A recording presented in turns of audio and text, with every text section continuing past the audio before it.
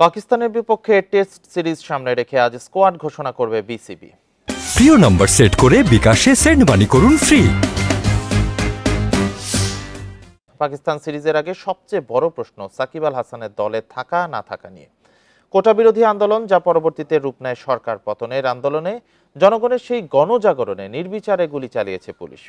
সে সময় জনতার পাশে দাঁড়িয়েছেন অনেক ক্রিকেটার, কিন্তু পাওয়া যায়নি সাকিবকে। দেশের অলরাউন্ডার তখন ব্যস্ত ছিলেন কানাডায় গ্লোবাল টি-20 নিয়ে। তাই সাবেক সংসদ সদস্যের দায়িত্ব নিয়ে প্রশ্ন তোলেন অনেকে। পাকিস্তানের বিপক্ষে প্রথম টেস্ট রাওয়ালপিন্ডিতে শুরু 21শে আগস্ট, করাচিতে 30শে আগস্ট হবে দ্বিতীয়টি।